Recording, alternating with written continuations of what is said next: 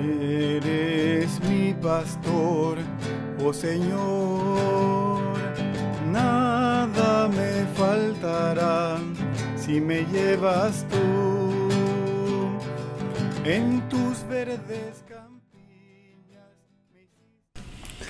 Hola amigos, ¿cómo les va? Yo soy un sembrador y todos somos sembradores en el campo del Señor. Bienvenidos a un nuevo video.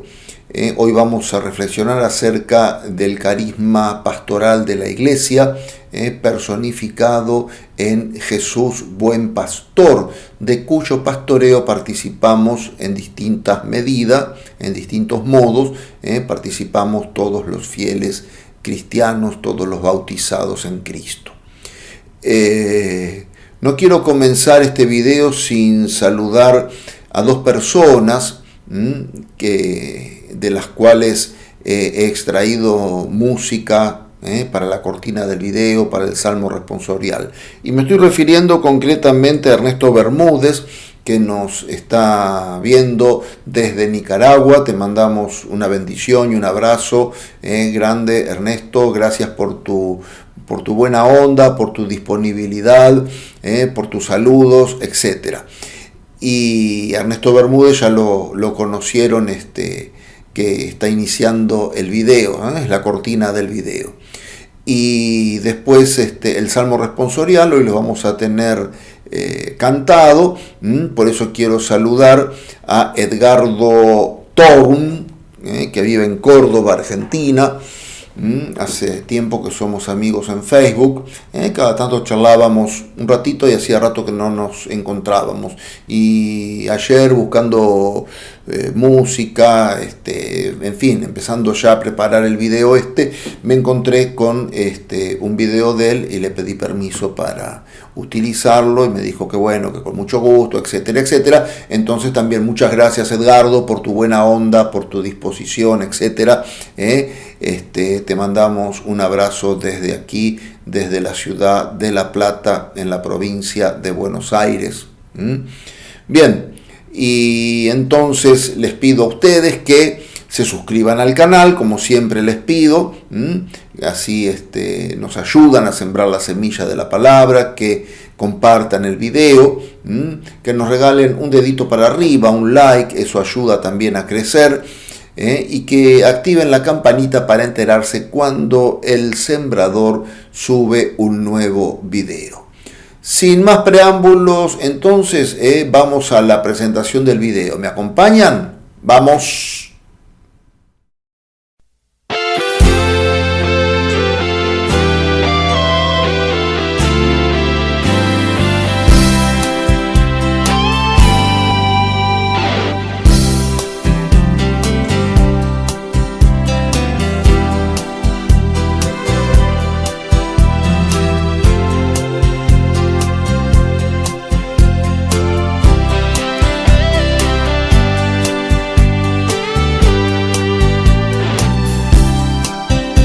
Bueno, vamos entonces ahora a escuchar la primera lectura, que está tomada del libro de los Hechos de los Apóstoles. Y dice así: En aquellos días Pablo y Bernabé continuaron su viaje y de Perge fueron a Antioquía de Pisidia. El sábado entraron en la sinagoga y se sentaron. Cuando se disolvió la asamblea, muchos judíos y prosélitos que adoraban a Dios siguieron a Pablo y a Bernabé. Estos conversaban con ellos, exhortándoles a permanecer fieles a la gracia de Dios. Casi toda la ciudad se reunió el sábado siguiente para escuchar la palabra de Dios. Al ver esa multitud, los judíos se llenaron de envidia y con injurias contradecían las palabras de Pablo.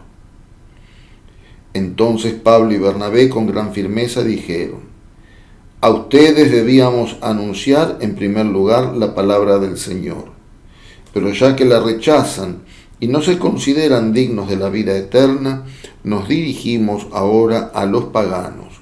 Así nos ha ordenado el Señor. Yo te he establecido para ser luz de las naciones, para llevar la salvación hasta los confines de la tierra. Al oír esto, los paganos, llenos de alegría, alabaron la palabra de Dios, y a todos los que estaban destinados a la vida eterna abrazaron la fe. Así la palabra del Señor se iba extendiendo por toda la región.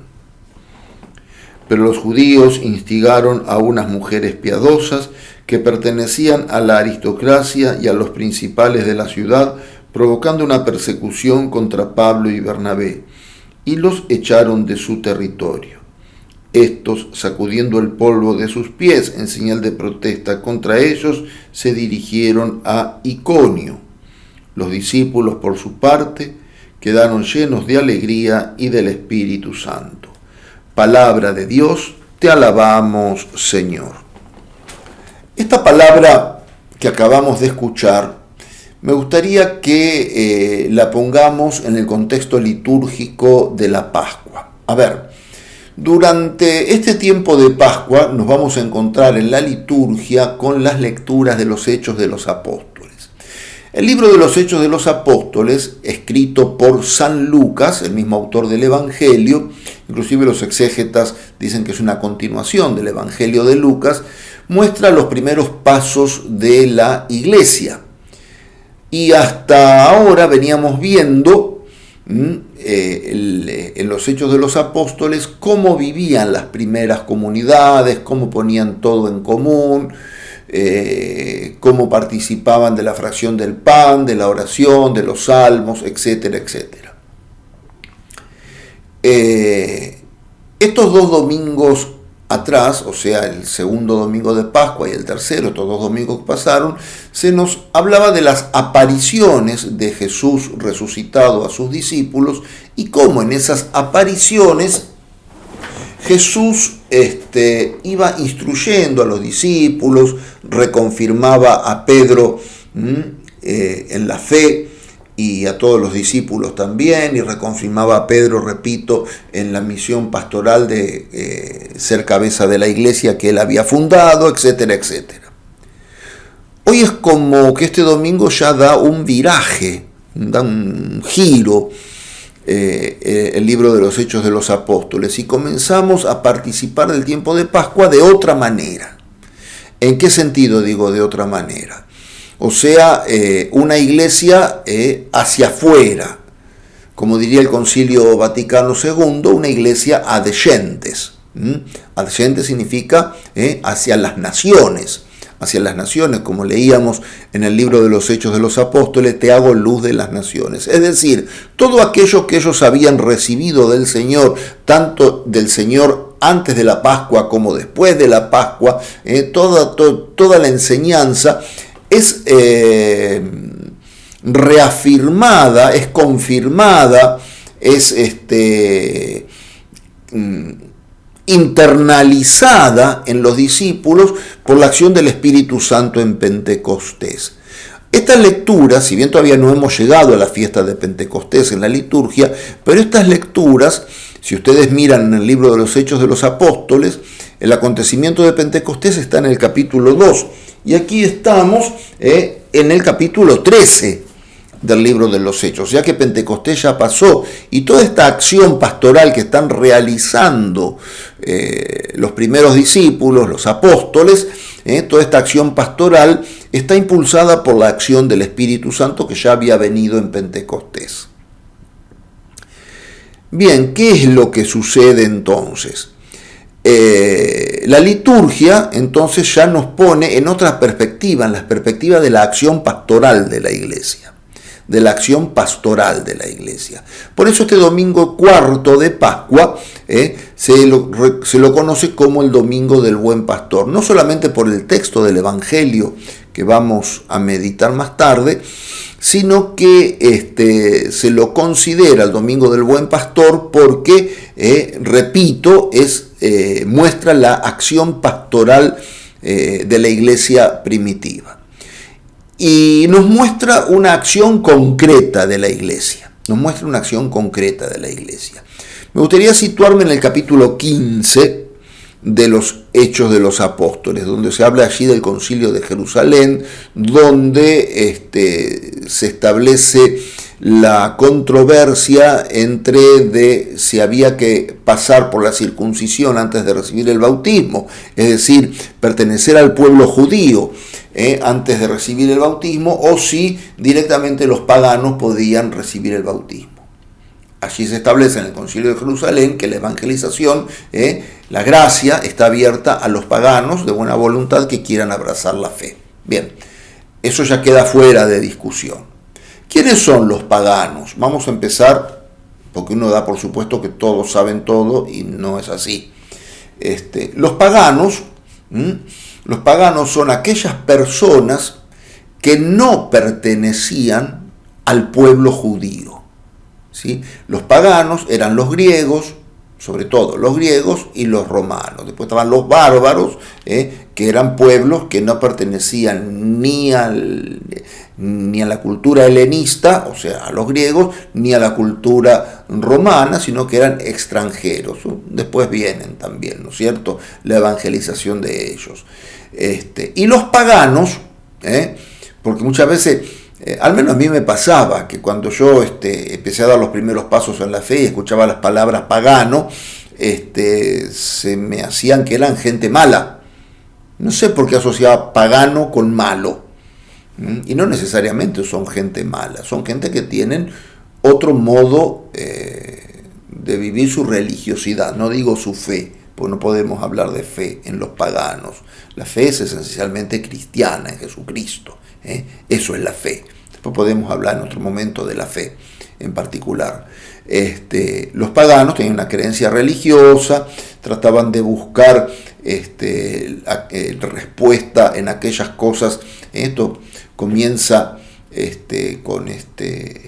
con los presocráticos, siglo VII antes de Cristo.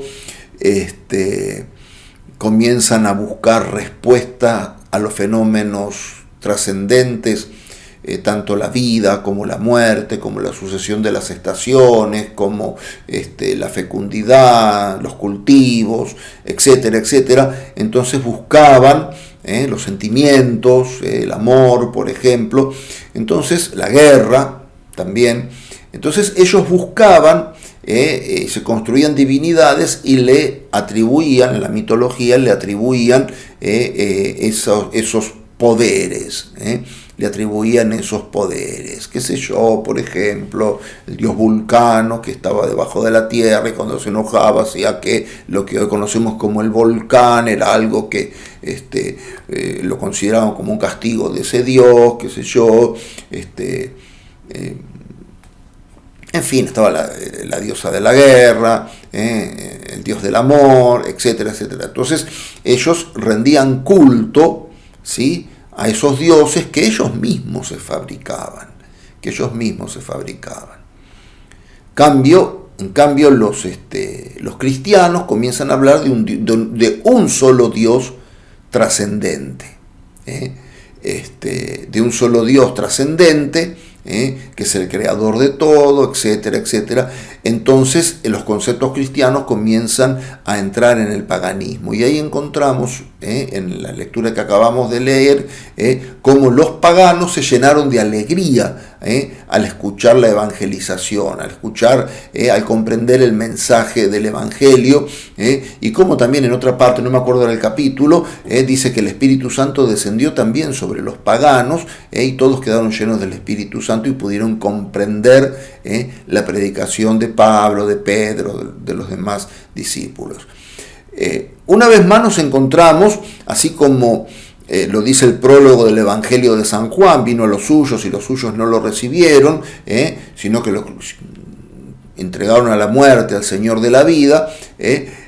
Nos vuelve a mostrar el Nuevo Testamento, nos vuelve a mostrar el rechazo judío al mesianismo de Jesucristo. Entonces, como ustedes no se consideraron dignos de la palabra, como no quisieron aceptar la palabra, entonces ahora vamos a los paganos.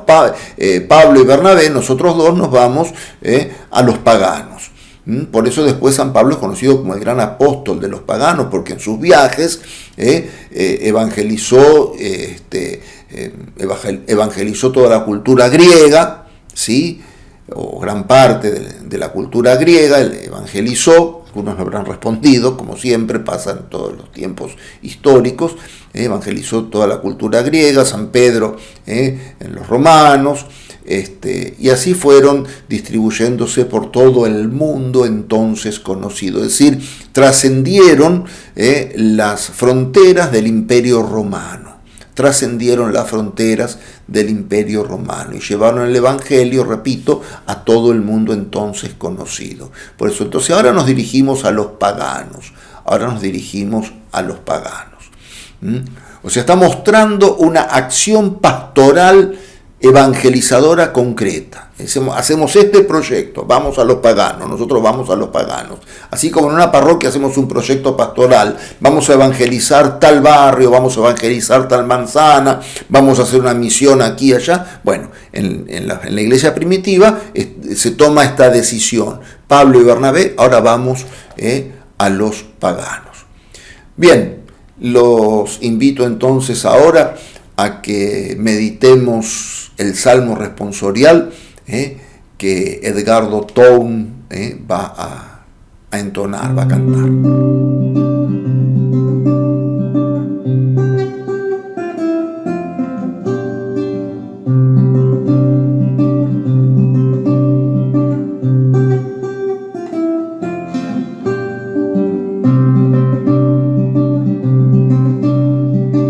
Somos su pueblo y ovejas de su rebaño.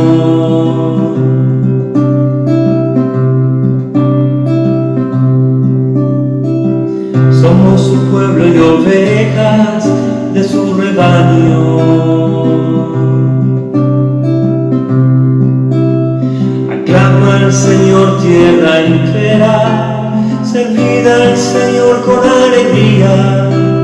Entrad en su presencia con vítores. Somos su pueblo y ovejas de su rebaño.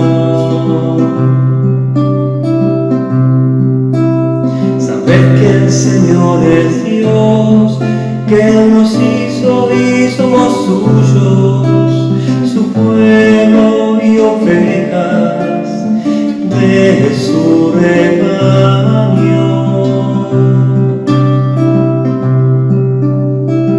Somos su pueblo y ovejas de su rebaño.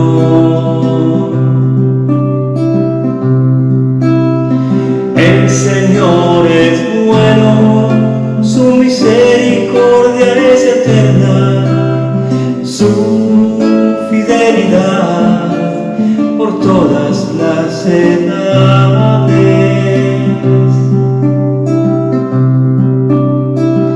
Somos su pueblo y ovejas de su rebaño.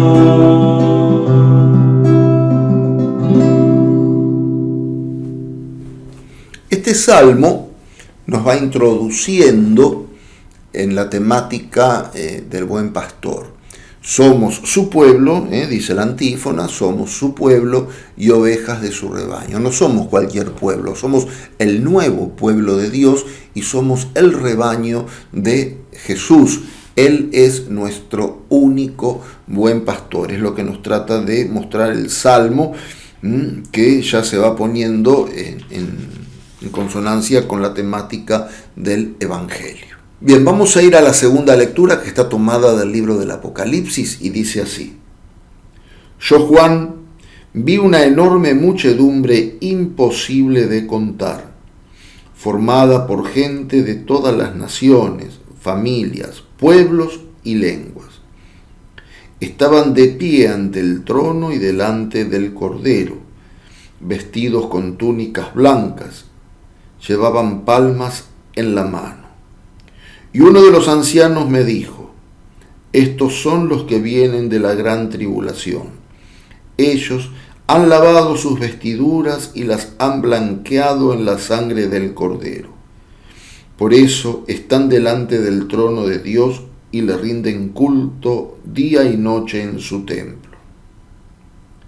El que está sentado en el trono extenderá su capa sobre ellos. Nunca más padecerán hambre ni sed, ni serán agobiados por el sol o el calor, porque el Cordero que está en medio del trono será su pastor y los conducirá hacia los manantiales de agua viva. Y Dios secará toda lágrima de sus ojos.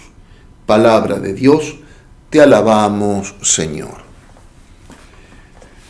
Vamos a hacer una interpretación adecuada del libro del Apocalipsis. El libro del Apocalipsis es un libro que está plagado de imágenes, de simbolismos, etcétera, que hay que interpretarlos. Muchas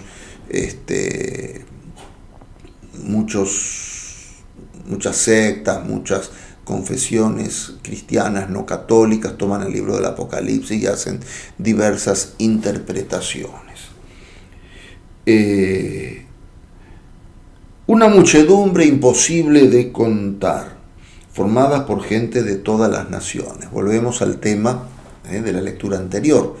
Gente de todas las naciones, no del pueblo de Israel solamente, sino de todas las naciones, en la filiación divina, hijos de Dios, familias, pueblos y lenguas. Estaban de pie delante del trono del Cordero. El Cordero es el Cordero de Dios que quita el pecado del mundo, el Cordero inocente, Jesucristo, el Cordero inmolado. Vestidos con túnicas blancas, significa la gracia, dice, llevaban palmas en sus manos, la gloria, el martirio, llevaban palmas en sus manos, estaban vestidos de túnicas blancas, es decir, estaban recubiertos de la gracia de Dios. Acuérdense que en el bautismo la gracia de Dios, uno de los símbolos que tiene la vestidura blanca, que se le pone al recién bautizado. Estos son los que vienen de la gran tribulación. ¿Cuál es la gran tribulación? Y la gran tribulación para el hombre es el pecado, el alejamiento de Dios. Esa es la gran tribulación. El alma atribulada es el alma que está lejos de Dios, el alma que no está en contacto con la gracia de Dios. Esa es la gran tribulación del hombre. Pero ¿qué pasa? Esa gran tribulación ha sido lavada y blanqueado en la sangre del Cordero, es decir, la sangre del Cordero como un elemento purificador de las almas, que la sangre del Cordero que te saca de la gran tribulación, te purifica y te comunica la gracia y la filiación divina, te hace hijo de Dios. Y por eso están delante del trono de Dios y le rinden culto día y noche en su templo, es decir, están adorando al Cordero, a Jesucristo, están adorando a Jesucristo porque Jesucristo es el autor de la gracia, el que les comunicó esa vestidura blanca que fue lavada con su propia sangre derramada en la cruz.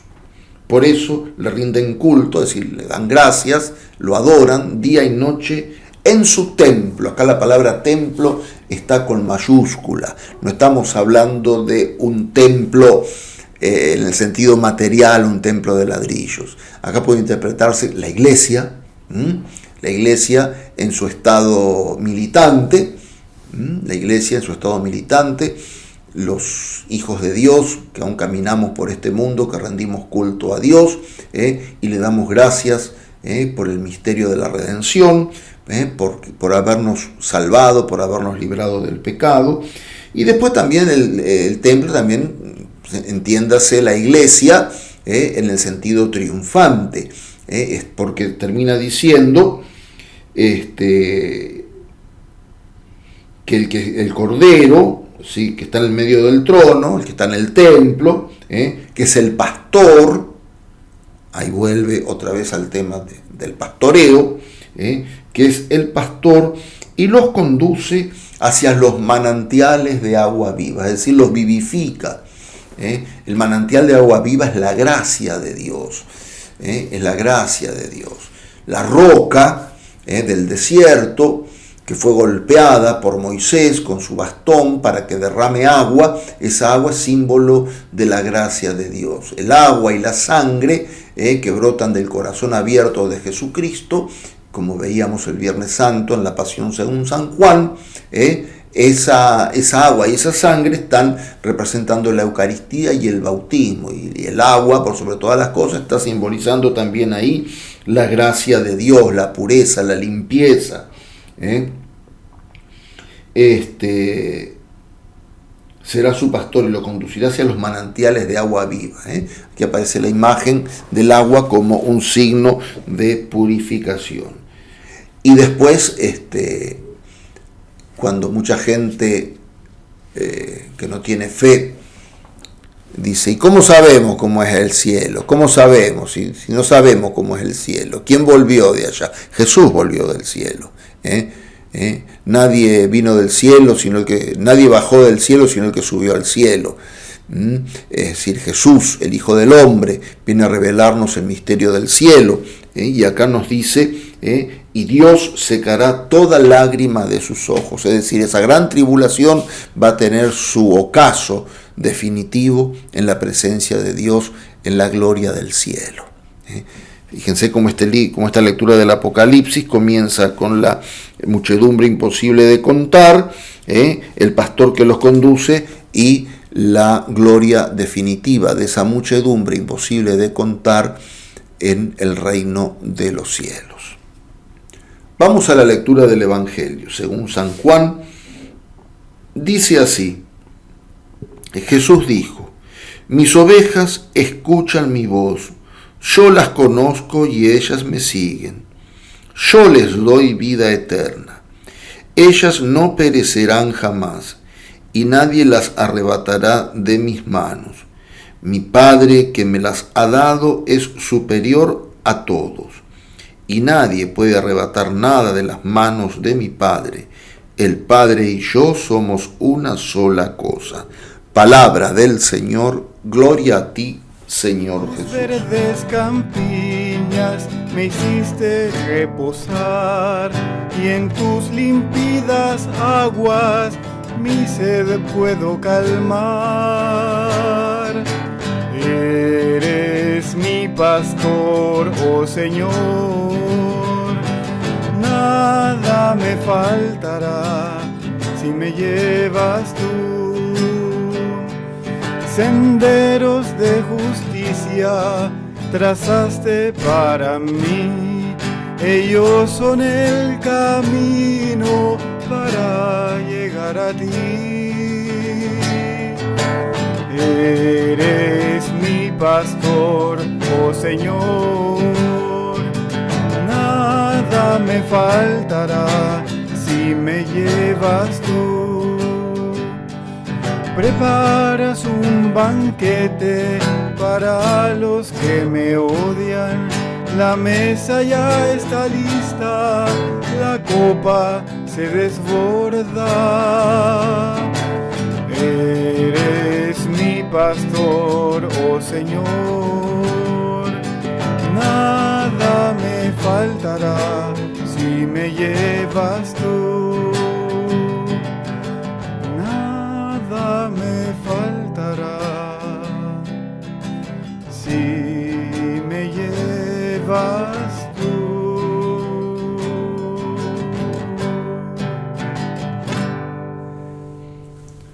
Yo lo llamaría un evangelio de garantías. Un evangelio de garantías en el sentido que vamos a repasar cada frase, ¿no? Dice, mis ovejas, o sea que las ovejas son de Jesucristo, mis ovejas escuchan mi voz. Nos da una seguridad en Cristo. Escuchan mi voz, la voz de Cristo. No siguen a otro, siguen al pastor, al buen pastor. Yo las conozco. Conocer en el sentido bíblico es la identificación, la compenetración del uno con el otro. Tanto es así que en el Antiguo Testamento Abraham conoció a Sara y nació Isaac. Conocer en el sentido bíblico significa la relación sexual en el matrimonio. Conocer, como te conoce Jesús, significa un Dios que mira el interior de tu corazón, un Dios que es capaz de entrar en tu intimidad. Ellas no perecerán jamás.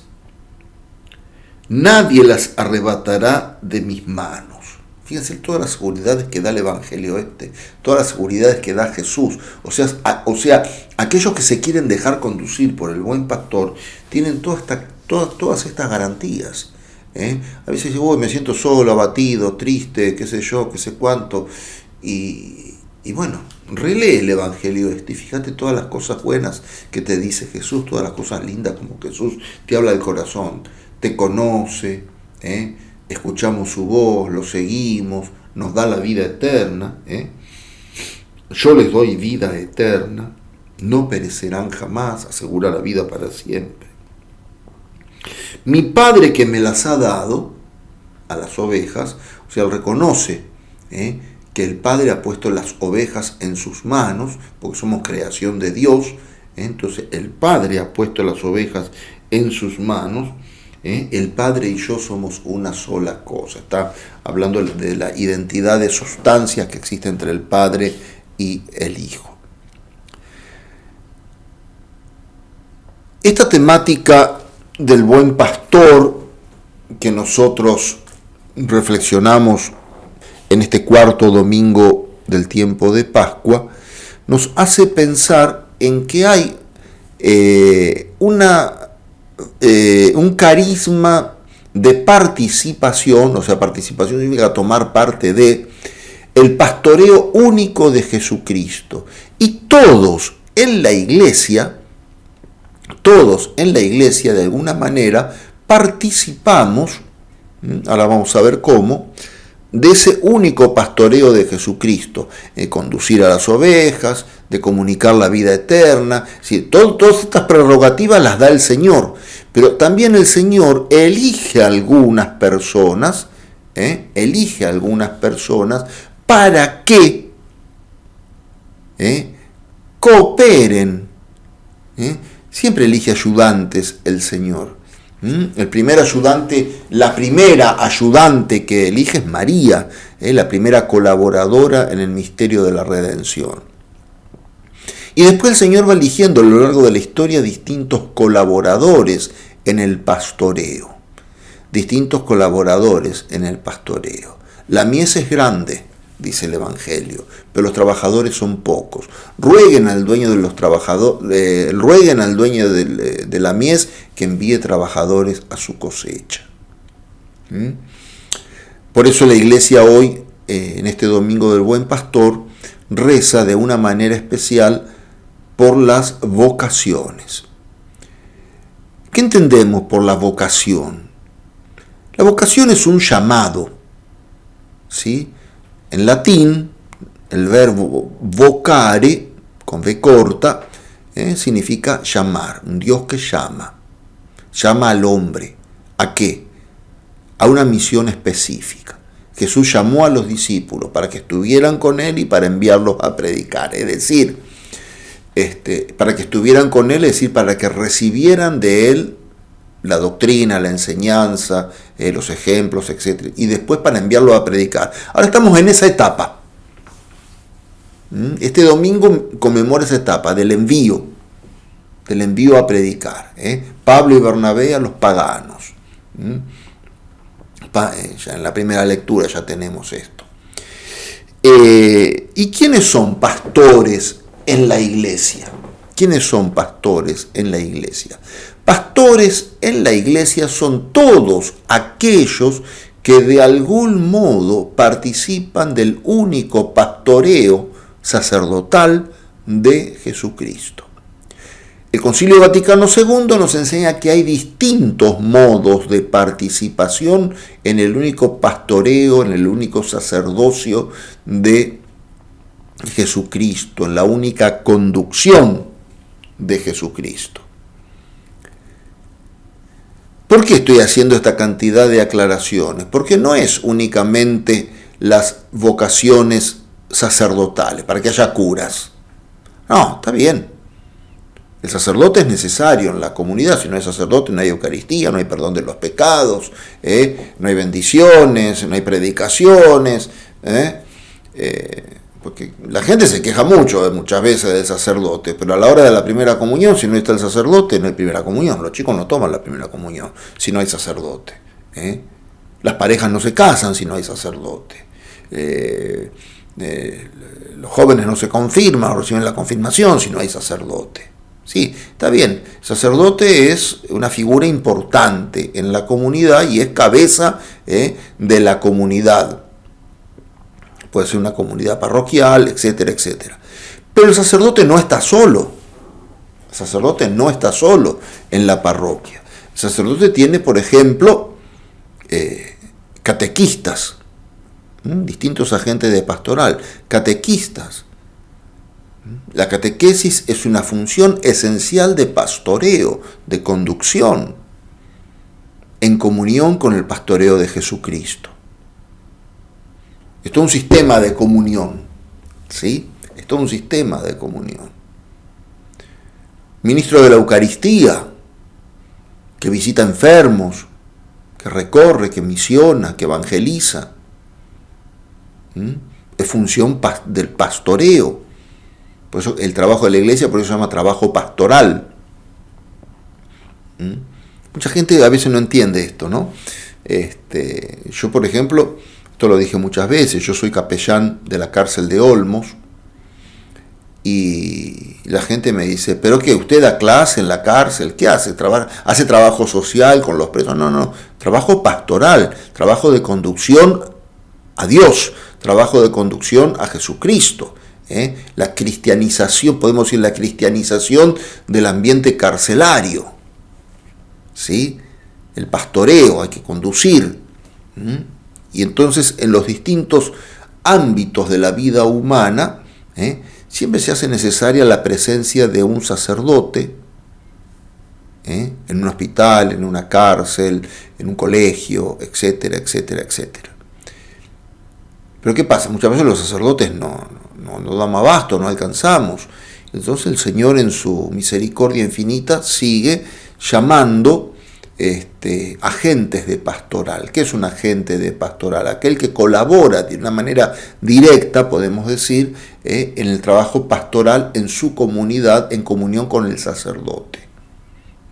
Por eso vuelvo a hablar del catequista, del ministro de la comunión, de los misioneros laicos, de los adoradores eucarísticos, de todo el grupo que conforma la comunidad. Toda la comunidad es de conducción y de pastoreo. Toda la comunidad es de conducción y de pastoreo. Pero repito, vamos ahora de abajo hacia arriba. Vamos de abajo hacia arriba. La comunidad no hace por su cuenta, no debe hacer por su cuenta. Tiene que estar en comunión con el párroco, en este caso. El párroco no hace por su cuenta, tiene que estar en comunión con la iglesia. ¿Y cómo se realiza la iglesia? ¿Qué significa estar en comunión con la iglesia? Estar en comunión con la iglesia significa estar en comunión con una doctrina, sí. Pero es muy amplio, muy abstracto, hay que personificarlo eso. Estar en comunión con la iglesia significa estar en comunión con el obispo diocesano, con el obispo del lugar. El obispo es el que baja las líneas, como se llama, las líneas pastorales para toda la diócesis. Y el obispo en comunión con el Santo Padre, con el Papa, en este caso con el Papa Francisco. O sea, es todo un sistema de comunión pastoral. Rezamos especialmente y le pedimos a Dios por las vocaciones pastorales. Y entonces les pedimos por las vocaciones sacerdotales,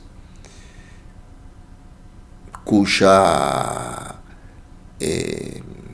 cantidad viene en descenso en los últimos años. Yo recuerdo cuando yo entré en el seminario, había a la vez 3 casas de formación repleta de seminaristas, estoy hablando hace 40 años atrás, repleta de seminaristas que estaban en proceso formativo. ¿Qué ha ido pasando? Y varios factores han ido pasando. Por un lado, muchas diócesis han progresado y han construido, han fundado sus propios seminarios. Entonces, distintas diócesis que enviaban seminaristas aquí a la ciudad de La Plata, al Seminario de La Plata, para completar la formación, hoy día esos seminaristas se quedan en sus propias diócesis. No sé, no quiero nombrar ahora, pero por el Seminario de La Plata, por ejemplo, pasaban cantidad de seminaristas de la arquidiócesis de Salta. Para los que no conocen, la Argentina queda en el norte del país, límite con Bolivia. Por ejemplo, y venían cantidad de seminaristas salteños. Salta abrió su seminario, por ejemplo. Estudian allí. Salta y Tucumán creo que estudian. No sé. Si seguimos con el norte, venían cantidad de seminaristas de Puerto Iguazú. Puerto Iguazú, provincia de Misiones, límite con Brasil. Estos datos los doy para los que no conocen la Argentina. Noreste de la Argentina. Salta noroeste, Misiones noreste. Y hoy Puerto Iguazú tiene su propio seminario. Bahía Blanca también tiene su propio seminario. Y así muchos. Bahía Blanca queda al sur de la provincia de Buenos Aires, una arquidiócesis muy grande.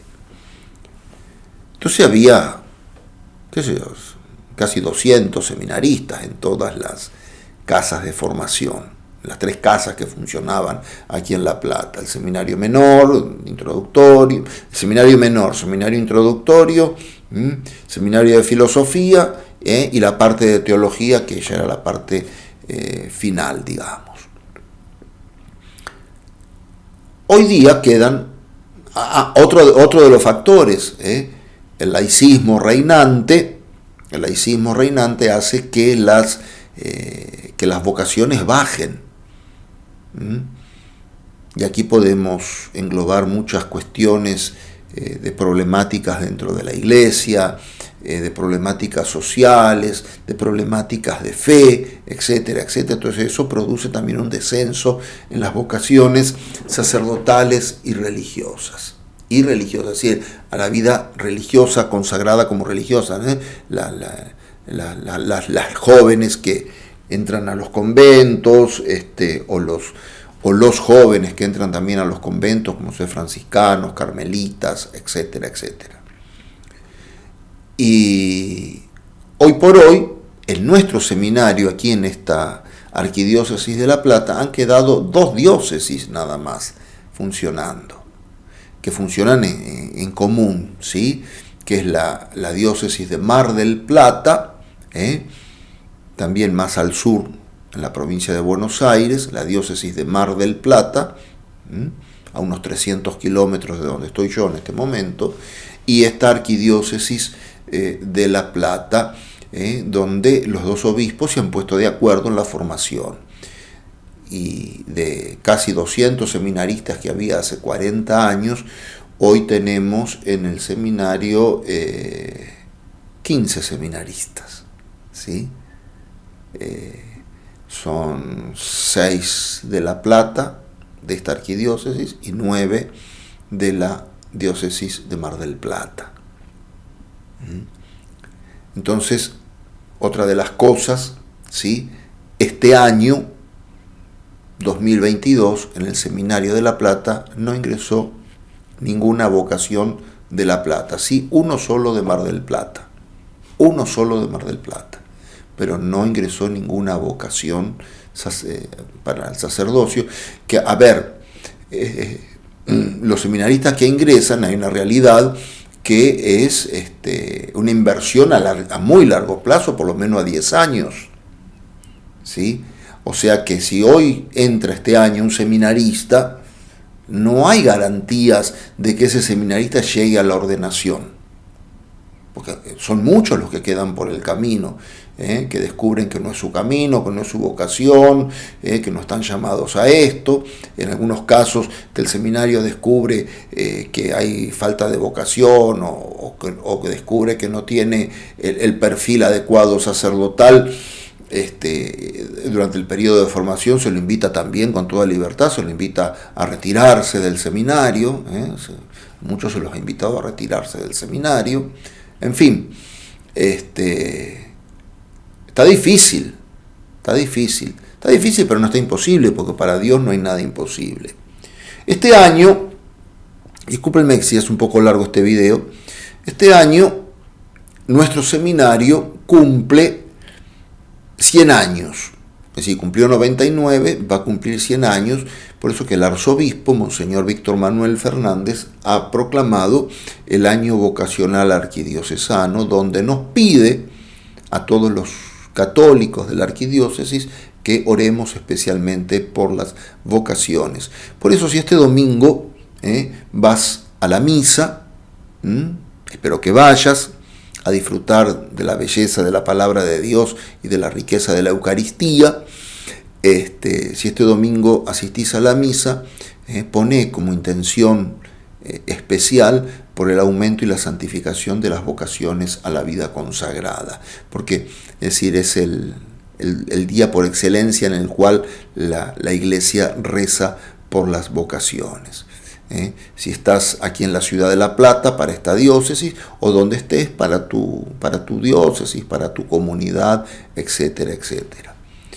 Y en cuanto a vos, papá y mamá, si mañana tu hijo te dice que quiere ser sacerdote, religioso, o tu hija te dice que quiere ser religiosa, etcétera, no te asustes, no te asustes. Trata de mirarlo con ojos de fe. Trata de mirarlo con ojos de fe. Yo podría decir que a mí me costó el diálogo con mis padres cuando tuve que entrar en el seminario, y después ellos estaban muy contentos de mi vocación. Al menos así me lo manifestaron al final. Mi papá estaba muy... hoy ya fallecieron los dos, pero mi papá estaba muy entusiasmado cuando llegó el momento de mi ordenación sacerdotal.